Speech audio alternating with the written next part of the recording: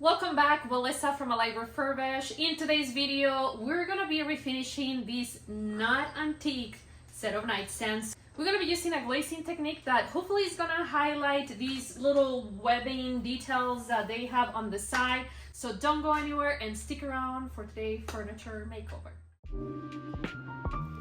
Remember about 10 years ago when these dark furniture and bedroom sets were really popular? Well, don't get me wrong, I think they're beautiful, but once the dark finish starts lifting and the lighter material underneath starts peeking through, this furniture starts losing its appeal pretty quickly.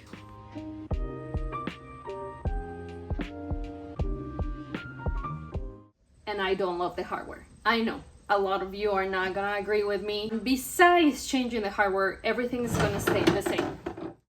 What can someone do with pieces like this that are made out of pressed wood? Let's be real, it can be a little intimidating. Fortunately for you and I, somebody was selling these for a very cheap price, and we're gonna do it together. Tell me, would you have kept this hardware or would you switch it like I am? Oh yeah, and I forgot to tell you. So we're starting a new series where we flip furniture to pay for my dog's hospital bill. You guys know my pet Luna. She makes an appearance on the videos. Unfortunately, she ate a piece of a towel that ended up in urgent care, hospitalization, surgery, and $6,000 later. She's gonna make it and she's thriving and we love her very much. But for the next few months, I'm refinishing furniture to pay the hospital bill. This Facebook Marketplace find costs $60. Even after materials, I should be able to get a profit of at least $500 for the set. It's safe to say that nightstands sell well pretty much all over the country, which I really want pieces that are gonna sell fast because I need to pay that bill, otherwise the interest is gonna kill me. Even though they're not made of solid wood, they should last for a very long time.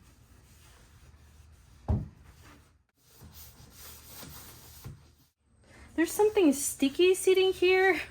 It could have been some acetone, so I'm gonna try and remove that part with the scraper first and then start sanding.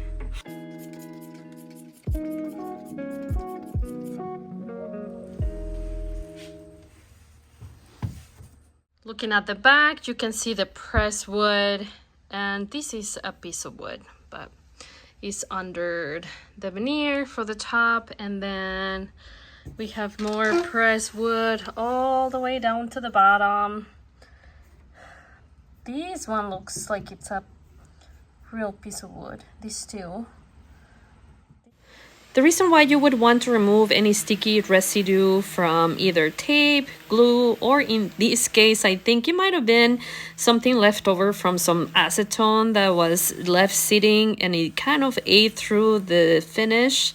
It's because if you don't, the residue can quickly clog the grit, making your sanding less effective, and it can also affect your finish.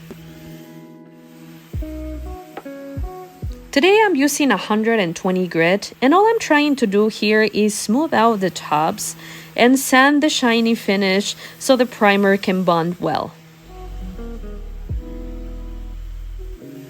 If your project has scurvy drawers or edges like mine here that need to be sanded a little more cautiously, I highly recommend a bendable abrasive or a sanding block like the one I'm going to be showing you in the screen. The links will be listed under the video description because I want you guys to know that you don't need fancy equipment to tackle a similar job.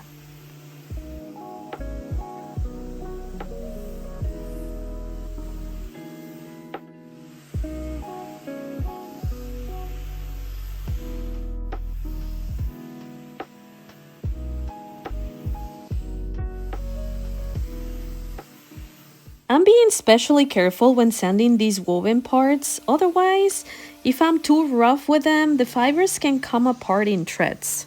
The same would apply if I was dealing with furniture made with rattan, bamboo, or wicker. Before I forget, today's project was inspired by a good friend and master refinisher, Anna from Raven Street Market. She refinished a beautiful set of nightstands. I love the color and glaze combo that she came up with, and I just had to try it. After sanding, I wipe everything with a damp cloth to remove any fine dust. Making sure your surface is clean before priming is super important.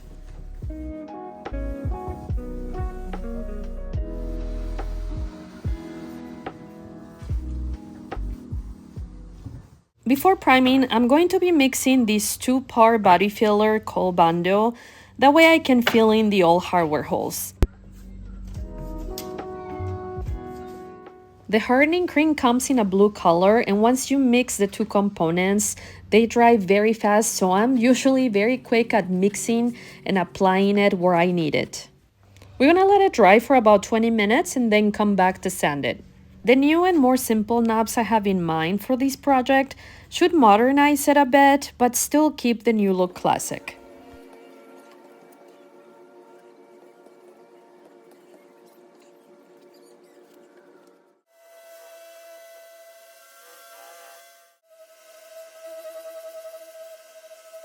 Sometimes 2 rounds of Bando are needed, but in this case, since what needed to be filled was minimal, I use a regular wood filler for the second round. And once that dry, I drill holes for the new hardware.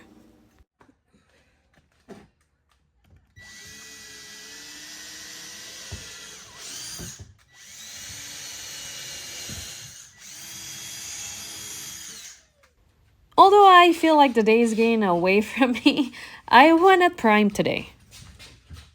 Perhaps you can't tell, but it's nighttime. It's 10 p.m. and I started working on the nightstands later in the day. And I'm pushing through because the humidity levels have been so high here and I want to speed up my process. And since tomorrow I'm planning on painting and applying a glaze, I decided let's just apply a couple coats of this Bin Shellac white primer and then let them dry overnight. Here we go. We're going to protect our lungs and let's get to it.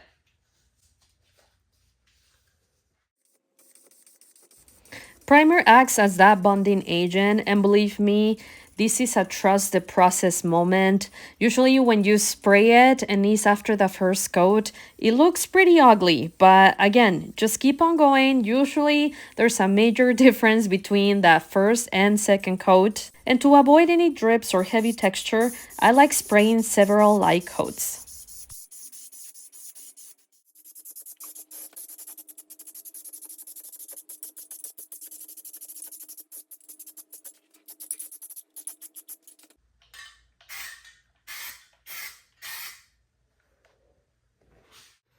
And I find that this primer, when sprayed, dries very fast, so I usually wait about half hour, which is a little bit less than what the can recommends. But again, I've just done these so many times, I am certain I'm not gonna run into any issues. And I grab a very fine sanding block or sanding sheet and start just giving everything a light sand to remove any texture that could come just from the primer itself.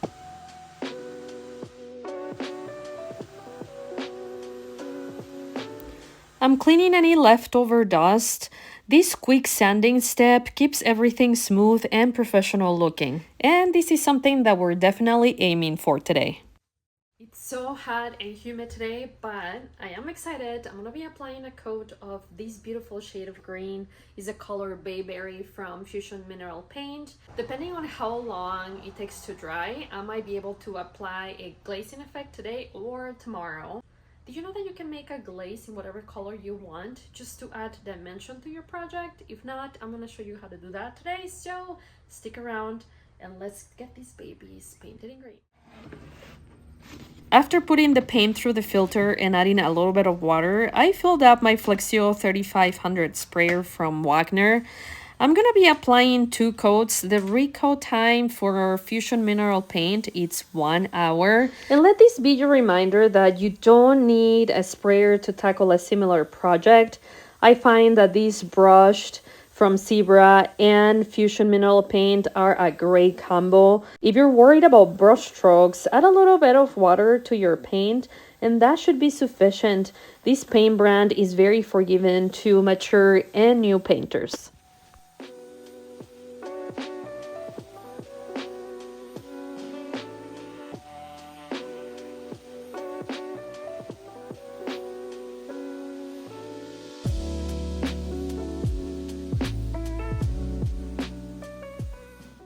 have let this set be after applying the paint? The answer is yes. But the reason why I like applying glaze is because it creates a unique finish that people are also willing to pay more money for. Does it take more time? Yes. But do I have so much fun doing it? Absolutely yes. Very exciting. We're gonna be making our own glaze by mixing clear glaze from Fusion Mineral Paint with General Finishes Color Lamp Black. Over the years, I've used General Finishes to mix my glaze and apply the mix over Fusion Mineral Paint, and I haven't had any issues, so I'm just passing that along. So let's have some fun, shall we? So the recipe for this mix, it's 1 part paint to 4 parts clear glaze. I'm gonna call it.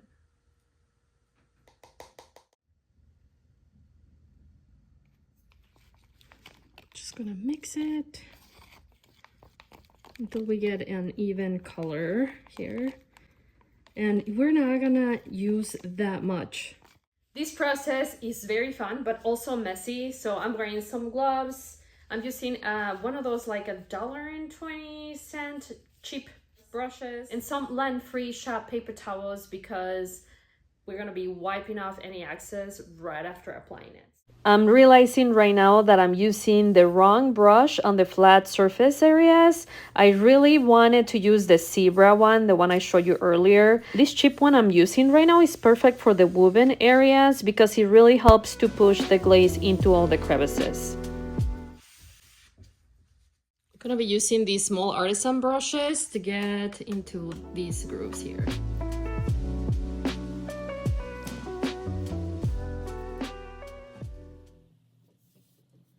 Want to push it in, make sure that it goes into all the crevices here. That way when you wipe it back, it's gonna look even nicer.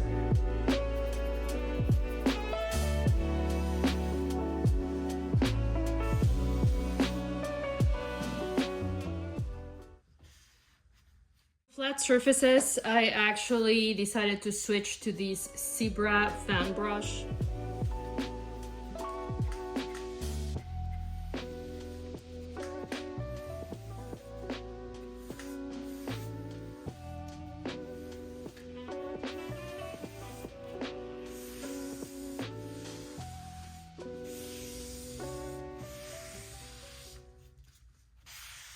Glazing is one of those steps that adds richness, dimension, and give our project a look that you can't get from factory furniture.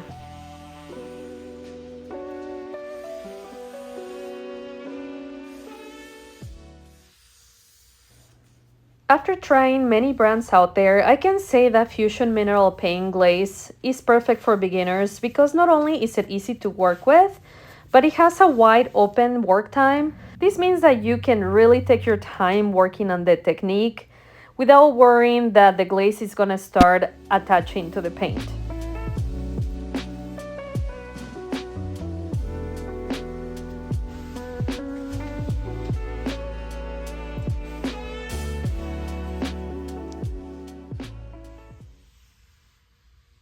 You can also control how dramatic or subtle it looks. The more you wipe, the softer the effect. The opposite is true as well. If you like it to be more intense, you can apply a second coat, but it is important to remember to wait 12 hours between coats. I'm wiping back the glaze in a straight line. Since I'm going for a professional clean look, notice how I place a piece of tape on the top, the bottom, sometimes to the sides. That way when I'm wiping the excess, I don't accidentally smear it in the areas that I don't want to touch yet.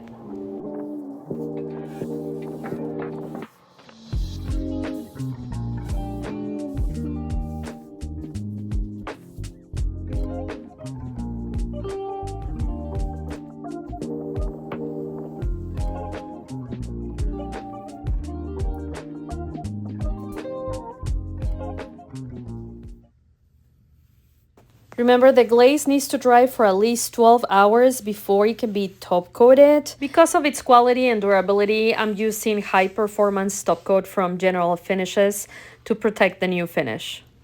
After applying 3 coats, waiting 1 hour in between each one, I'm gonna be sharing how much profit I actually made, which was way more than I thought.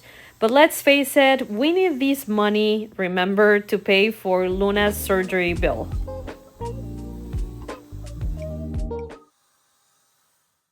I bought the knobs at Hobby Lobby on their 50% off weeks. And are you guys ready to see the after? Here they are. I wasn't sure if it was gonna take a while for them to find a new home because the finish is a little bit more bold, but I'm happy to report that they found a new home very quick. If you enjoyed today's content, don't forget to give me a thumbs up and let me know in the comments what you guys think of this makeover. I will see you guys next time.